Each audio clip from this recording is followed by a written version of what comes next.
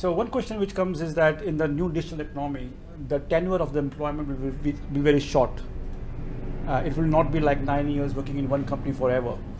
And which also means that they will be out of job for more time, which means more pressure on the government for the dole.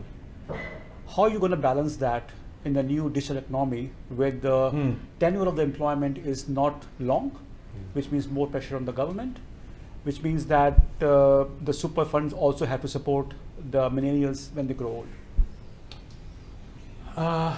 Okay, well that's a really tricky one because it's dependent on assumptions or research as to what might happen down the track in terms of impacts on employment, whether or not periods of unemployment will go longer.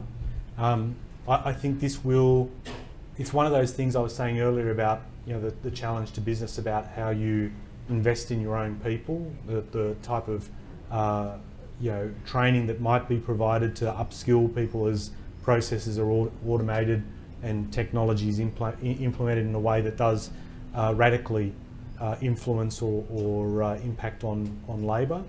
But there are some interesting things in the current environment. If you look, for example, most people think, oh, technology impacts on older people and age discrimination kicks them out quicker. If you look at the cohort of 55 to 59-year-olds in Australia, the rate of unemployment amongst that older age group is half the national unemployment rate. But when people find themselves out of employment, they're out for something like 71, 72 weeks. And when you look at that cohort of people that's unemployed, what's the biggest thing that stands out as to why they're unemployed? What do they share in common? Low skills attainment.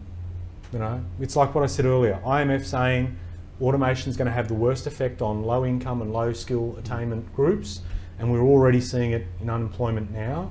And the fact that we have, one of the weird things to me is we've got, this isn't, you know, a startling revelation, so please, I'm not making it that way, because this is often reflected on in skill shortages in other areas, but we have 700,000 unemployed in Australia right now, and we have 100,000 as a minimum shortage in digital skills. So it shows you that there is something structural in the economy that where we can't, and I'm not saying you can easily transfer that 700,000 over to the 100,000 shortfall, but what is it that we're seeing that's creating that huge pool here that can't be used to address another deficit over there?